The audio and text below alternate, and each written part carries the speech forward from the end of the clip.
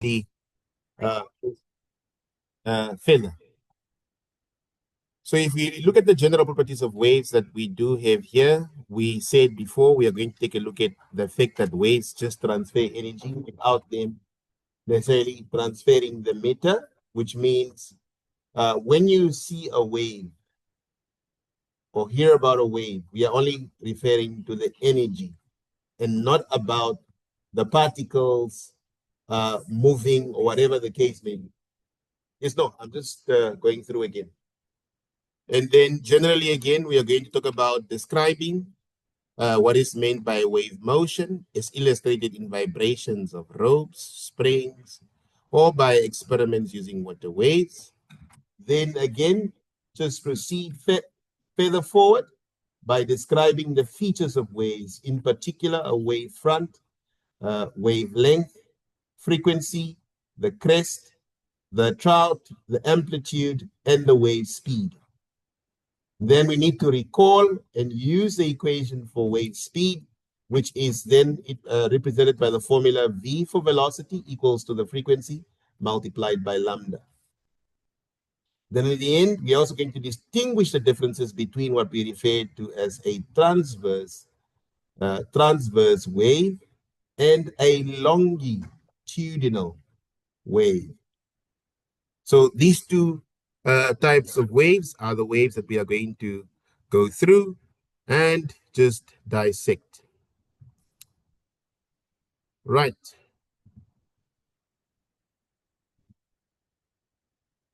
Let's then move on to the actual notes. The actual notes. Let's just move this panel somewhere here. Right.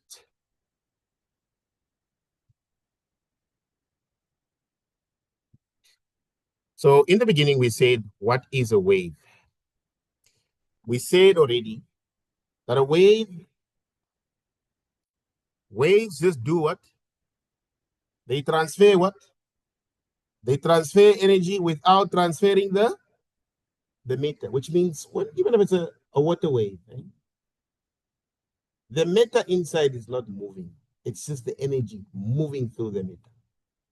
So waves carry energy. That's a very important statement. They carry energy from one place to another.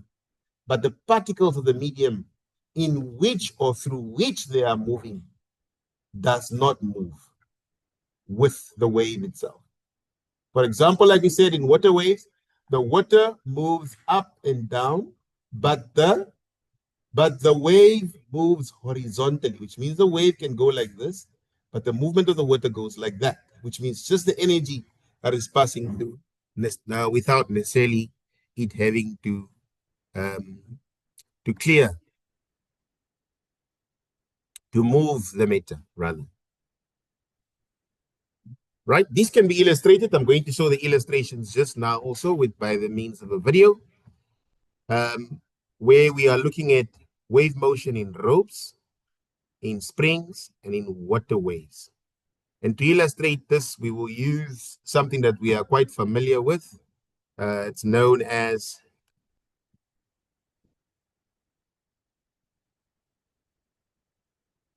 just make sure that this computer is also connected to the Bluetooth. Make sure that that's actually on, sir, the speaker. I want to illustrate the waves.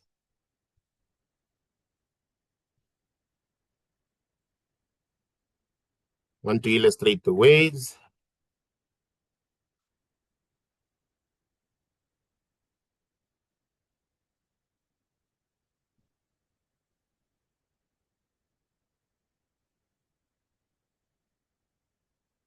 Here with the internet, it is loading.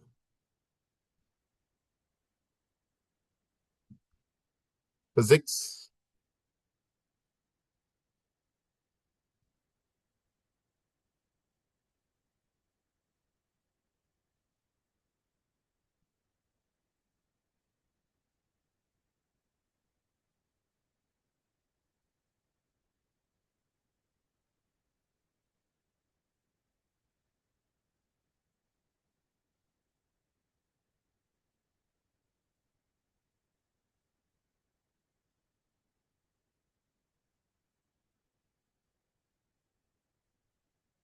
So here we want to take a look at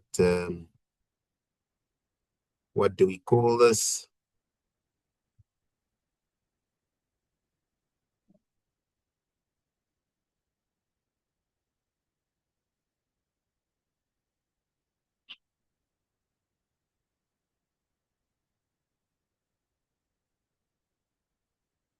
Okay, so we said in a spring, I just want to illustrate that in ropes, in the spring, and in water. Water. Refer kun.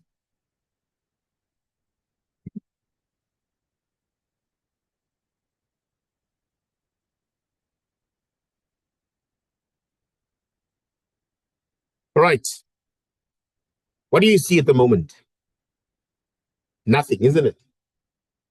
Now watch when I do apply some form of force. What do you see? What can you observe when I do that? What is happening? What is happening now at the moment if I just do this?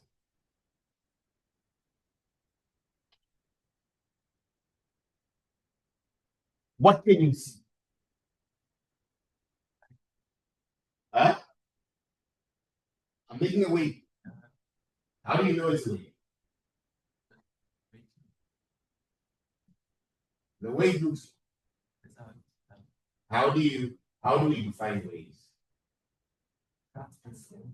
Transfer energy, isn't it? When I was moving, the end, I was applying something in physics called what? Work done, isn't it? And work done is just my energy which I'm transferring. The movement of the force that I'm applying causes the motion of the wave. So I'm literally transferring the energy, which causes a wave to pass through the medium. But where the particles displaced, did the green one move to the end and the other red one move there? No. So in a way, or what waves generally are called, it says they are called energy carriers. Because what they do is they just carry energy.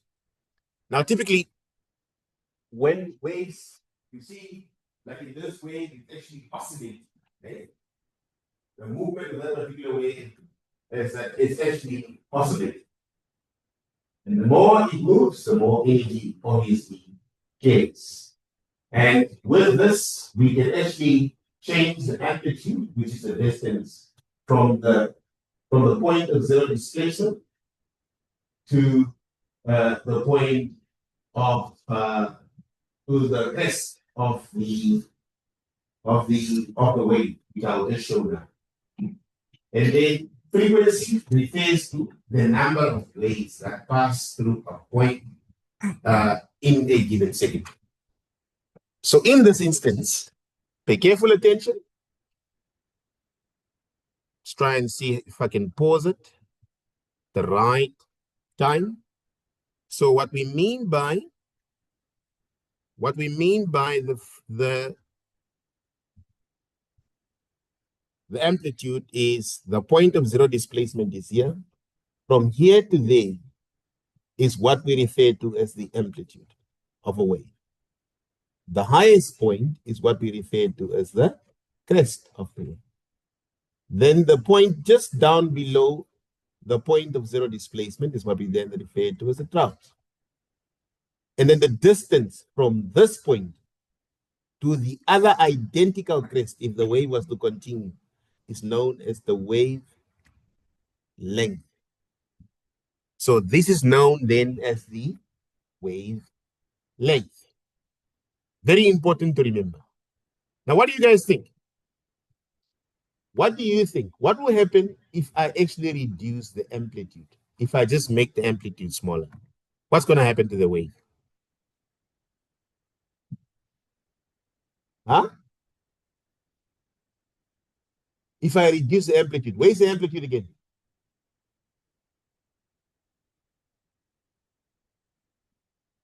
Okay, let's reduce it to at least 0.45.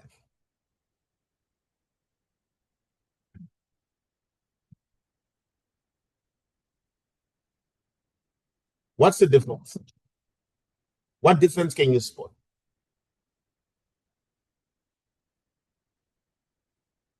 Huh? Louder, guys. Speak louder. Speak loudly. I cannot hear you. Come on. It's moving faster.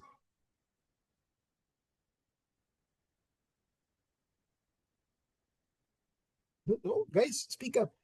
Must I go back? We were at, where were we? 0.75. No?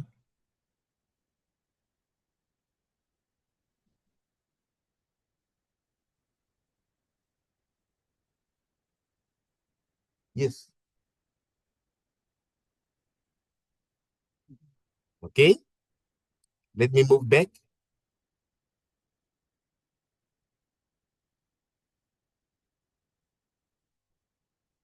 What difference can you spot when we reduced the amplitude and when we increased the amplitude?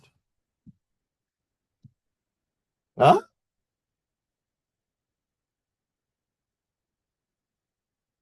Is it that there are more crests, less crests? What are you seeing? Observe, look at the diagram.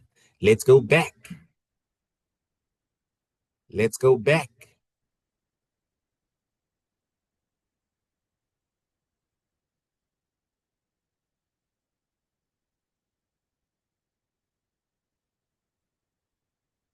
What do you see there? What do you see? I see there's a crest here, another crest here, trout here, another trout there. Okay, good. One of the observations. What will then happen if I reduce, if I then reduce the amplitude, or I make the amplitude smaller by just 0.3 centimeters? What can you spot as a difference?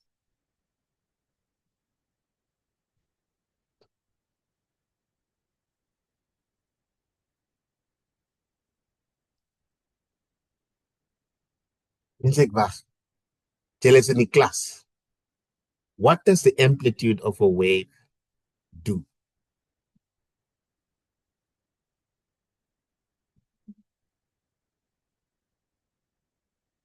Change the height of the wave.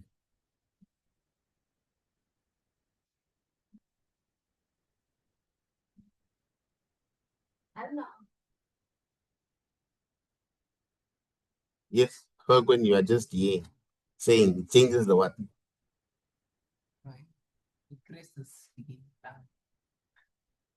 What is lower and angle? Crest is lower.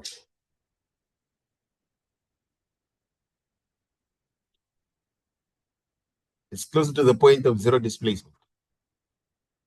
Ah. And then if you look at the number of crests, is it less or more? Which means it's carrying less energy. Oh.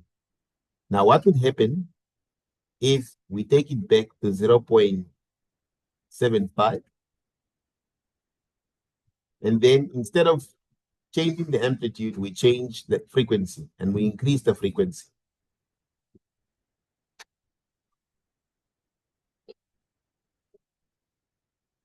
What does the frequency do to the wave?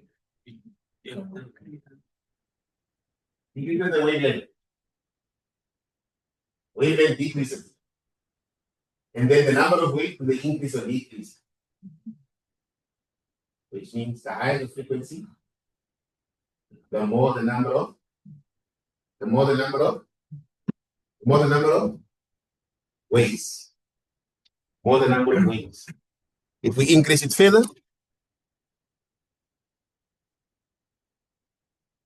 the number of waves passing through the given point are a lot. What would then happen if we decrease the wavelength? What can you see when the wave, I mean, when the frequency decreases, not wave? What is a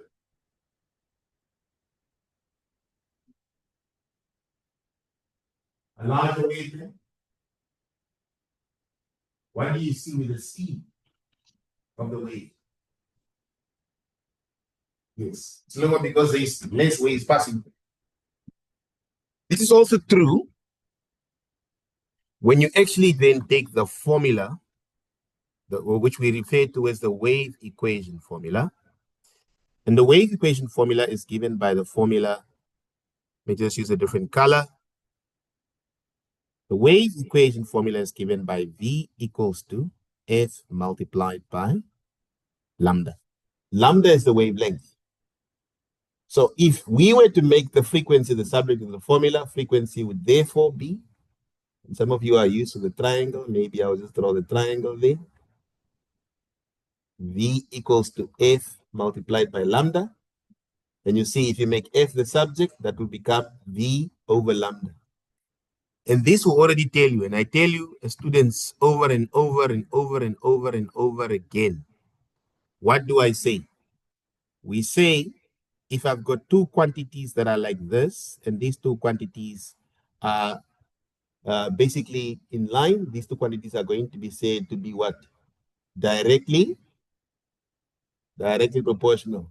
What pen did I take here? And I took the smart pen. I must take the dumb pen. So these two here would then be said directly proportional.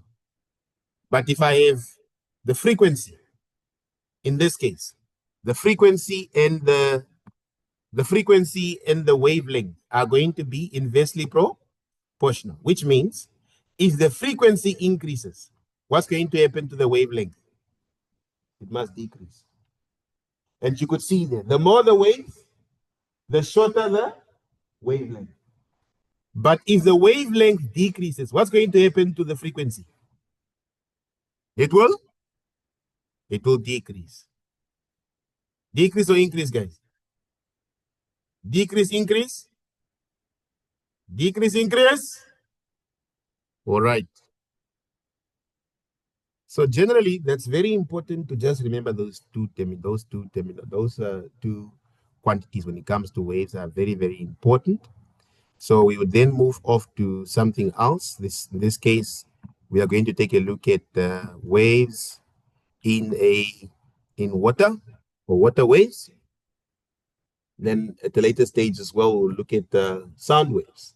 Then we will now go back to the notes so that we can just explain what these terminologies are. And then you'll also receive a worksheet in that end. All right, so let's, whilst that is loading, we said now in this case that there are features of a wave, which we just saw now on display. And some of these features of a wave is illustrated in the simulation are as follows. And the definition is as such as well. We said the amplitude is literally the height of the wave from its rest position. The word rest position would mean from here, from the point of zero displacement to the what? To the crest. That's the amplitude. Whereas the wavelength is the distance between two consecutive, which means crests that follow, that come after 1A, 1A, one another. So I've got a crest here, and I've got a crest here. The distance between two consecutive crests is known as the wavelength. And then, how do we actually identify one oscillation? One oscillation simply means one wave. One wave must actually have two crests. So when a wave starts from here, from that rest position 0, and comes and hits the other rest position, that is one wave. So the distance from here to there, that is one wave. And equally also, if it comes from here to there again, that's how many waves? Also one. How many waves does this wave have? How many? Two. What will happen if I add another crest just there? How many waves are those? Tell me, the number of waves for that, how many are there?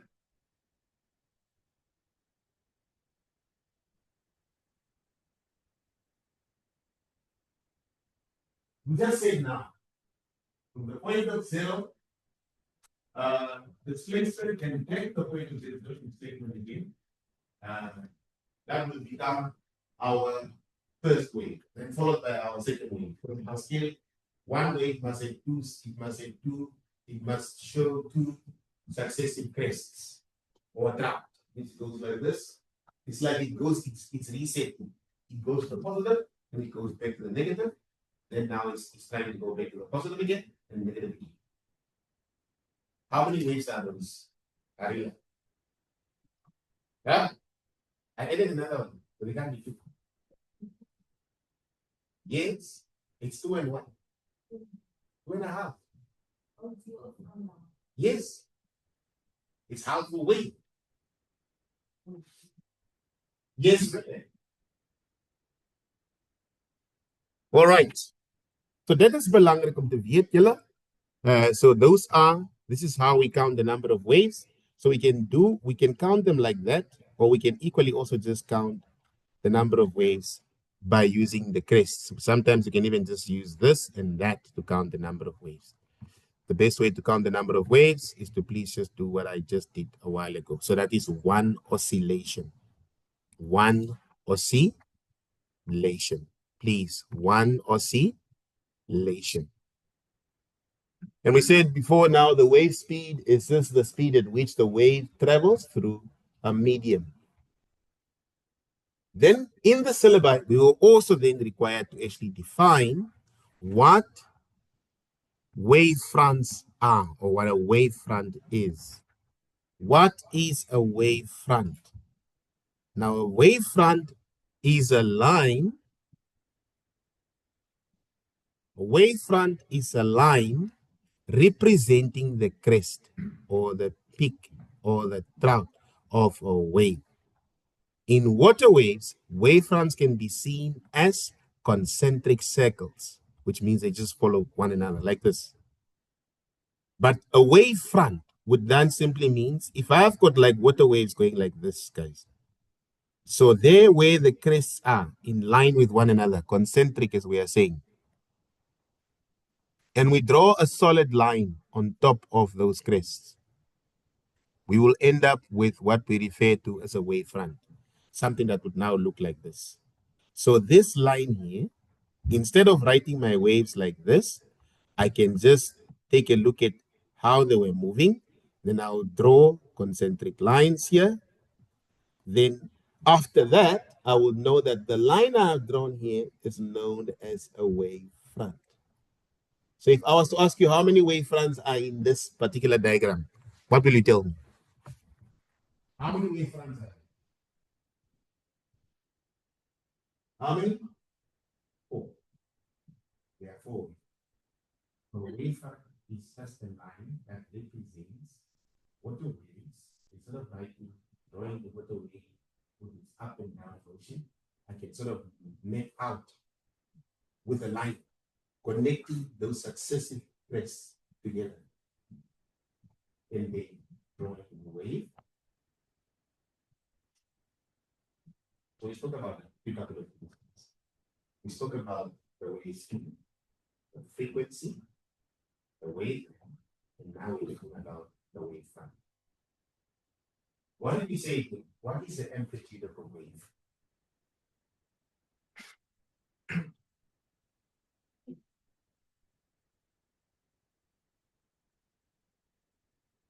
See, you want to memorize. Memorizing is what kills students.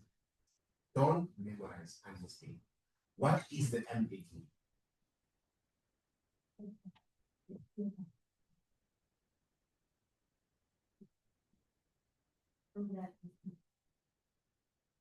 The rest position.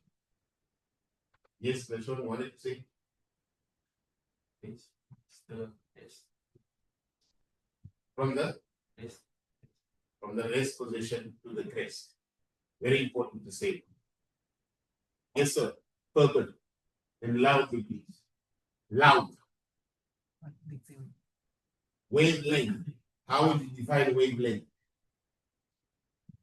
It's the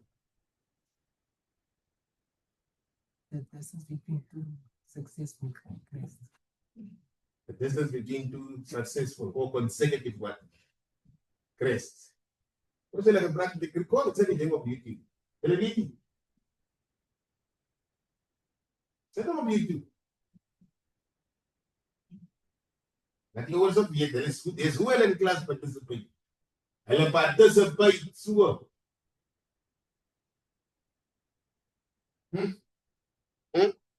Team, ek vra jou nou.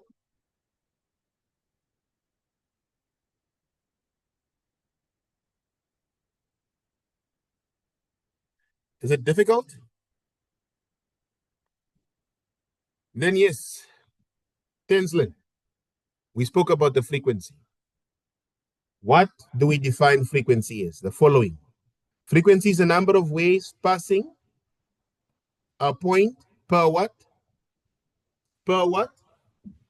Per second. Measured in what? Hertz. Tell me, why does the first wave have a high frequency? And why does the second wave have a low frequency?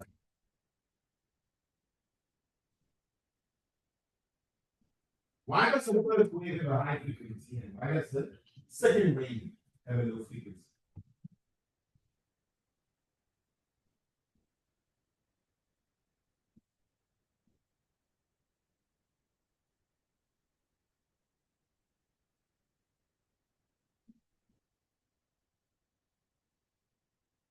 Let's look at the diagram. They even gave you clues. Hmm?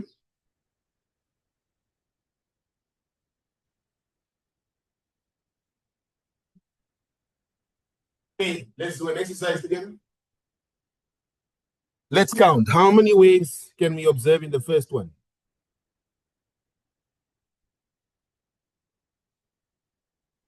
Can I continue still?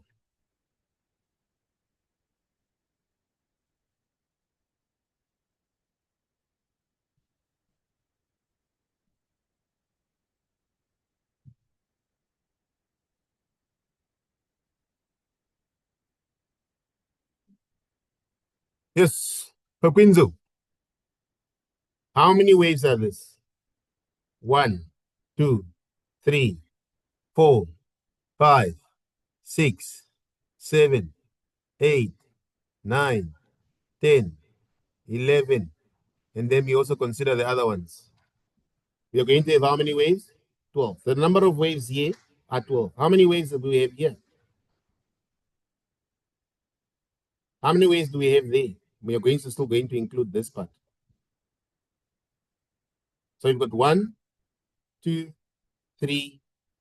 If you join the other two lines,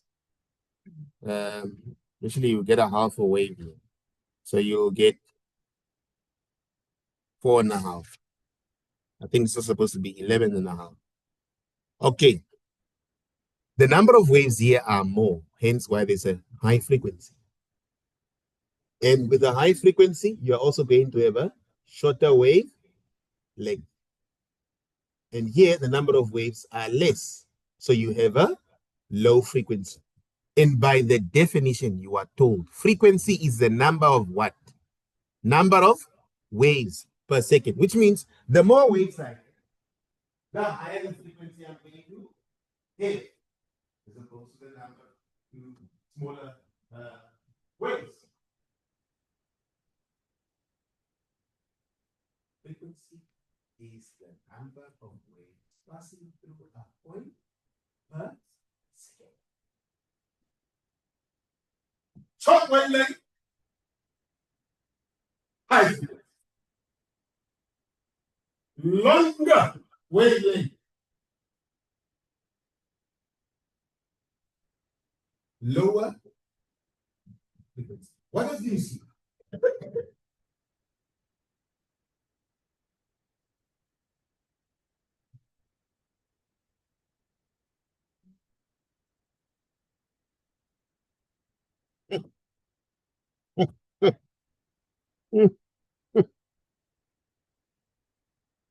Dis hierdie goed is baie maklik. Hierdie goed is baie maklik. All right. Then Kim, we have the other 2 points on a wave that we must talk about. What are those 2 points? We have what we refer to as a crest. Another word for the crest, we call it the what? Peak. So this can also be called peaks. The highest point of the what, guys? Highest point of the?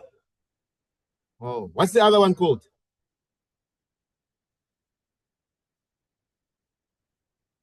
Hey? A trough. Oh, the lowest point of the wave.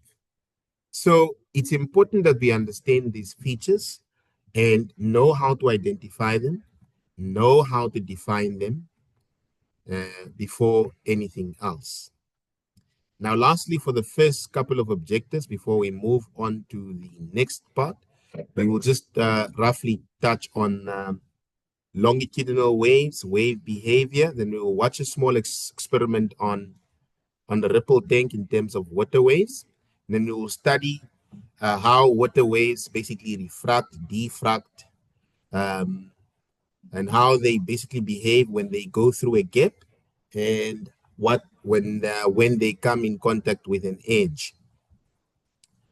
Okay, so we are here now, and I think everybody should be at a position now where you understand all of these given features of a wave. So we say, summarizing that, we now say following. We do have the amplitude, we do have the frequency, we do have the wavelength, and then we do have crest, time. We haven't spoken about the period of the wave, because this is something called the period of the wave. The period of the wave is the time taken for one complete oscillation. We'll talk about that one. It's really great to run through the class so that we are all on the same page there. Yes. What do we, how do we define the amplitude of a wave? Yes. Mm-hmm. To the crest. The distance from its rest position to the crest. Alex, please tell this. How do we define the wavelength of a wave?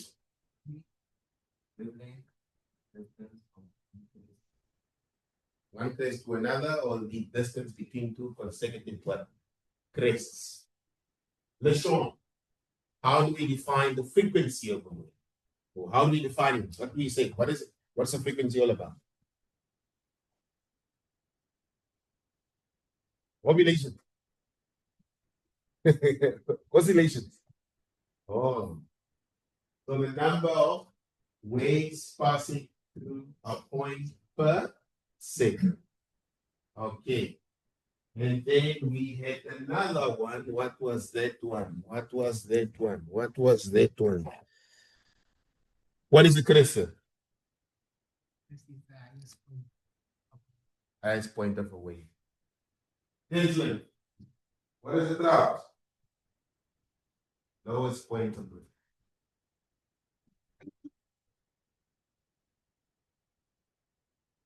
wave. So now we all understand all of the features of. Now we are going to discuss the other feature, which is called the wave speed. And the wave speed is determined by the frequency and the wave and the wave and the wave.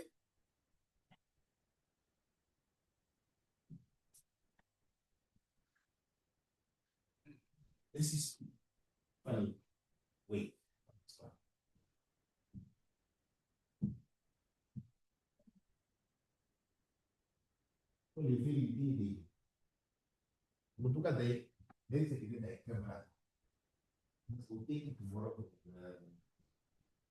From the what? From the book room. Videos record. Why I want those? Why don't the computer? Why this use the full screen? The LED can play. No. I share the video of the parents. This is joking. They are joking. I am asking them in the classes, what is the frequency? They are telling me is ovulation.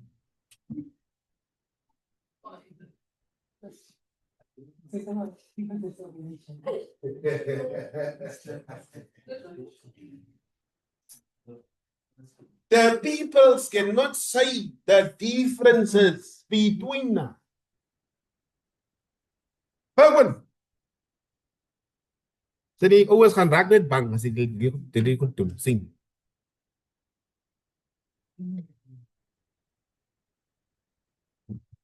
Hulle wil net hulle Sean. Wat is so sê? Okay. He said oscillation. Okay. Now let's move on to the next part. It simply means the biology is still biology. It's not disappeared. All right. So let's take a look at the following, which is now the second part of that first section. So we just discussed a little bit more about the no white being this now. It's this the end. That's not one that's before. Huh? Hey, ek kan nog steeds net verduidelik wat julle klaar notes. Nothing will stop me. Name's Mr. Leonard Kell. Yeah. Nee, vir wat? Ek kan leer as ek ook by die plas is. Met 'n iPad. As ek net daar, control ek nog die mense ook. Sê ek, hey, Kim Tai.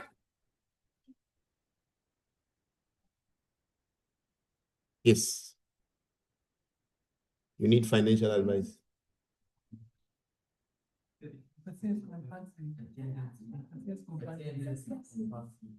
Yes. My class. All right, here, wave speed. How do we define wave speed? Wave speed can be defined as follows.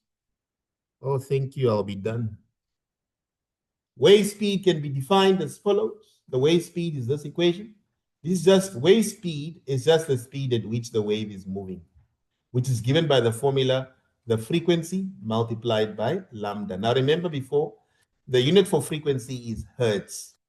And the unit for lambda, which is the sign for showing the wavelength or indicating the wavelength, is always measured in meters.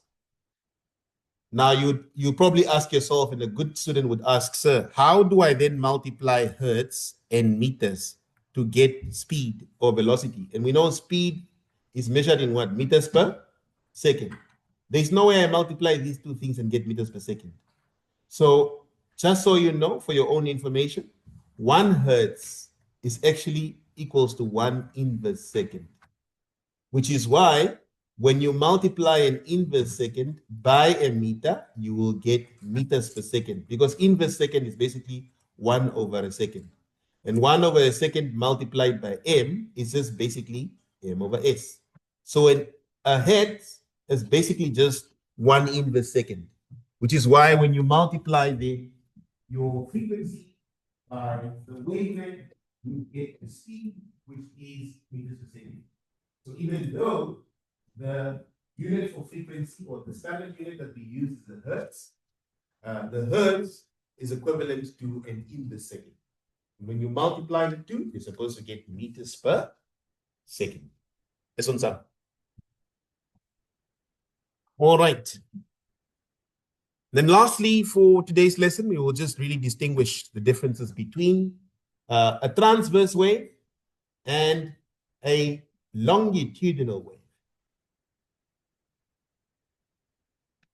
What are the key differences? between the two. So let's proceed. So we are saying, guys, there are two types of waves. There are how many waves, guys? Two types. First, we have what we refer to as the transverse or longitudinal waves and longitudinal waves. Then we now said we have to talk about the transverse first. In a transverse, what's the difference? In a transverse, the vibrations are at right angles or perpendicular to the direction of the wave travel. So transverse waves usually would look like this. So they would go 1, 2, 3, 4, 5. Now the wave motion is just going horizontally like this.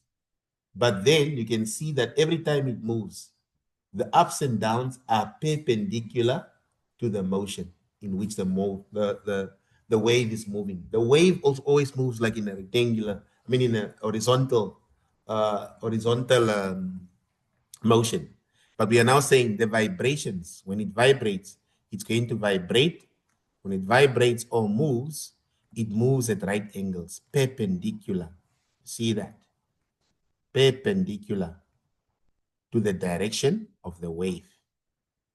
And what a wave, transverse waves include something that we are going to explore as we go further, is electromagnetic waves. And all electromagnetic waves are transverse. All of them are transverse. So we are now saying in this case that we do have what we refer to as electromagnetic waves like light, radio waves, and then X-rays, gamma, infrared, microwaves. We're going to talk about electromagnetic waves together at a later stage. Water waves, and then seismic S waves. Seismic S waves, these are the secondary waves that occur when an earthquake actually occurs. And we will talk about those ones. But the most important part there is to know that when transverse wave, the movement is actually perpendicular to the direction of the. So the wave is moving horizontally, the movements are going perpendicular.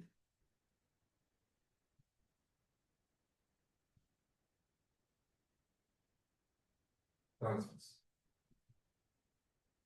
Whereas now when we move on to longitudinal, the movement won't be perpendicular, it will be parallel.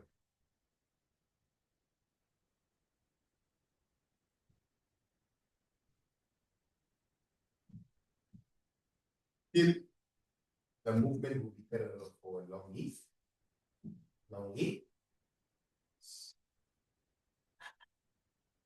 Another example, okay, good. Ja, die ouers gaan kyk, ek sê die ouers kyk die goed. So dis waar, hy is net altyd stil in die klas. Elke dag. Ja? Luister. Ah, ek sal nou vra, wat is amplitude? What is the amplitude of a wave?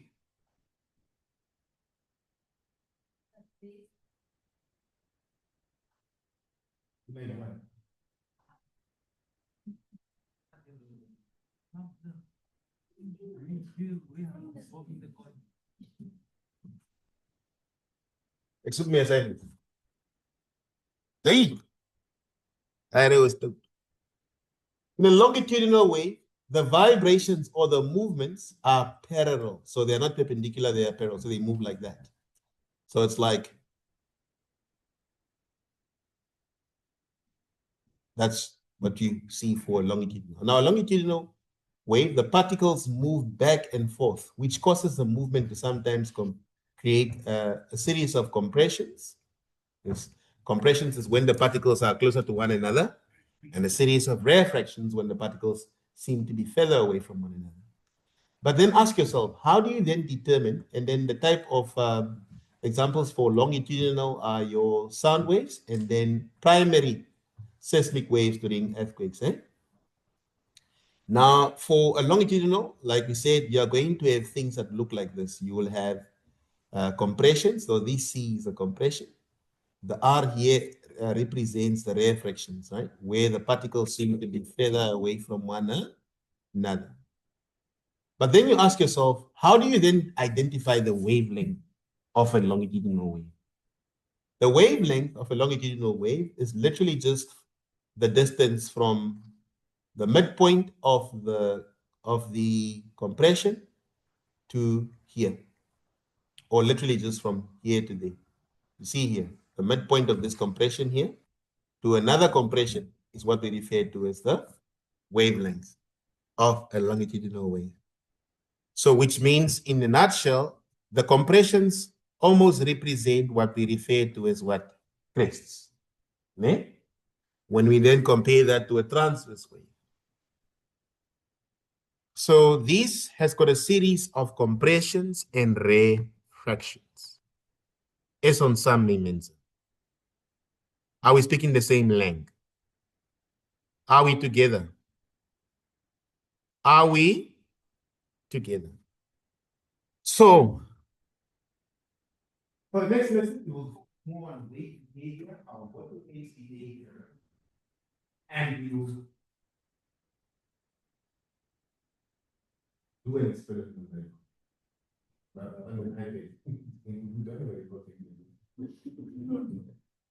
So we'll be doing it again. Doing it again. Oh.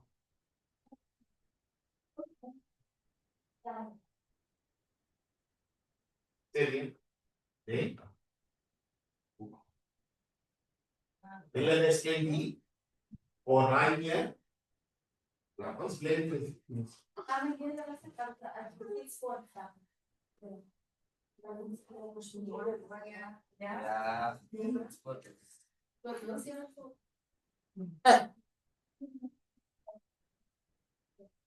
Ah, telemak may video lang.